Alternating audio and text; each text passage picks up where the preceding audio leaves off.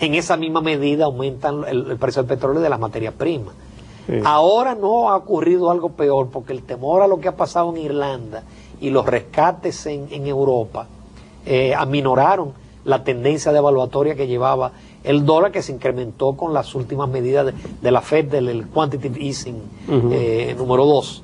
Pero del dólar devaluarse, eso definitivamente va a impactar en los precios internacionales del petróleo y en la materia prima, y en esa medida nosotros podríamos quizás ser afectados. Pero despejando el tema petróleo, la economía dominicana, las proyecciones, el fondo la tiene en 5.5, hasta ahora siempre el país ha logrado superar los pronósticos del Fondo Monetario. Este año comenzamos con 3.5, vamos a terminar en 7.1, 7.2. Yo creo que un elemento que hay que considerar en ese análisis es que el año próximo se espera que el sector minero comience a recuperarse y a reexportar. Sí, Falcon Bridge va a comenzar, y en el último trimestre parece que Barrigol comenzaría ya las exportaciones, y eso va a ser de un impacto en los próximos años. El componente impositivo de Barrigol, más la parte de los beneficios, eso va a tener un impacto. El debate que se dio de que con la contaminación, yo insistía que el debate dio cómo vamos a utilizar esos recursos. Así es. Especialmente los ingresos en dólares. La inflación es probable que ande en el entorno 5 o 6%, eso es lo que establece el programa monetario. No hay temores con el tipo de cambio, porque hay un componente de financiamiento importante prácticamente localizado. El país va a poder colocar el resto de los bonos soberanos probablemente en el primer trimestre. Ahí va a hablar, endeudamiento, exactamente. Ingeniero. ¿Cómo usted ve? ¿Nos estamos endeudando mucho más de su capacidad o estamos todavía soportando? O sea, la economía soporta el endeudamiento a nivel de... Ese es otro debate político. Sí, correcto. Pero, por ejemplo, bueno, el año que viene tú tienes 97.000 millones en financiamiento interno y externo para el presupuesto, pero tú tienes 63.000 millones de amortizaciones. Es decir, que realmente tú lo que tienes es un crecimiento de 33.000, 34.000 millones en la deuda, que es lo que te marca el Fondo Monetario. Es decir, el Fondo Monetario te dice, hasta el 2011 tú vas a aumentar tu relación deuda-PIB en 40%. De ahí en adelante viene un proceso de consolidación, porque en la medida que disminuye el déficit, tengamos superávit primario, si tú tienes superávit primario, llega un momento que tú tienes el pago de los intereses de la deuda. Correcto. Entonces ya tú lo que tienes que endeudarte para amortizar, para cubrir las amortizaciones, y quizás para una que otra obra de envergadura. Y si tú tienes la economía creciendo en torno al 6%, más o menos como se espera, tu eso índice de deuda baja. Y te va a aumentar la base impositiva, o sea que te va a permitir al gobierno mucho más ingresos desde el punto de vista fiscal para los fines de mantener la política fiscal y poder ya ir haciendo los ajustes necesarios para ir desmontando ese déficit, que como quiera, y es bueno reiterarlo, fue un déficit en el cual hubo que incurrir para poder amortiguar los efectos de la crisis internacional. De lo contrario, el país hubiera caído en una recesión, pérdida de empleo y con todo el costo social. Y hoy en día estuvieran diciendo cualquier cosa del gobierno, ese tipo de cosas, por no, tal vez no haber protegido adecuadamente a la sociedad dominicana de esos impactos. Entonces, como quiera, realmente hay palos y boas, hay palos sin no boas. Pero yo te diría que el balance para el año próximo es positivo, es saludable, especialmente porque estamos dentro del marco de un acuerdo con el Fondo Monetario Internacional, y eso te ayuda en términos de mayor confianza interior y exterior. Por ejemplo, por primera vez probablemente en muchos años, el riesgo país está por debajo del promedio de América Latina.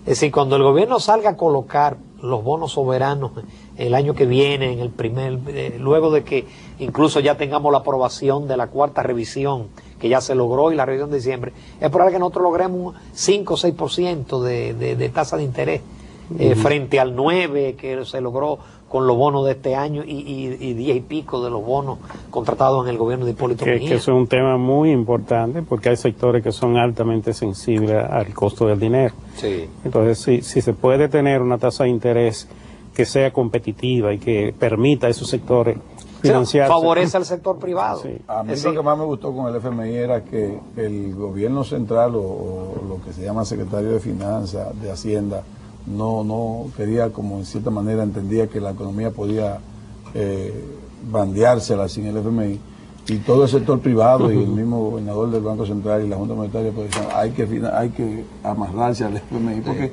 daba la impresión, da la imagen de seguridad a los inversores internacionales. Me gustó mucho que fuese una presión externa más que una presión interna. Y de cierta manera fue muy atinado, ¿no? Y ahí el gobernador y ustedes de la Junta Monetaria pues, tuvieron un papel principal en lo que se llama el acuerdo con el FMI. Y el país se ha beneficiado. Claro. Definitivamente. Es que eso se veía una necesidad, el único que no lo veía así era el ministro de Hacienda, lamentablemente, y eso provocó... Y perdimos un tiempo. Eso iba a decir, provocó un retraso que pudo haber sido ganado. Pudo haber sido ganancia si desde un principio se adopta la decisión. Y 3 o 4 meses antes, probablemente hubiésemos crecido 5. Hubiéramos crecido más, porque hubieran entrado los capitales, y además el panorama se hubiera despejado mucho desde el punto de vista de la percepción de los agentes económicos. Pero se hizo tarde, pero se hizo, y eso es lo que nos ha permitido sobrevivir en mejores condiciones, ¿verdad? Lo que definitivamente el año que viene es un año político, es decir, los pronósticos y los cataclismos seguirán, porque el tema económico... No, ahora vienen con más fuerza. Exacto, seguirán ponchándose, como dice el gobernador del Banco Central. Nosotros hemos dicho muchas veces en este programa que afortunadamente la sociedad dominicana se ha ido delante de los políticos, y hoy día es más exigente. Una de las cosas que exhorto en este ambiente de 4% es que esa misma fuerza, ese mismo espíritu y ese mismo dinamismo se mantenga para exigir el cumplimiento de las leyes, y para que los políticos que van a hacer oferta para el próximo las próximas elecciones tengan que hacer programas no para denotar, no para criticar al gobierno y para hacer ganancias de causa sobre la base de que el país tenga que pagar un costo elevadísimo en medio de una crisis, sino para hacer propuestas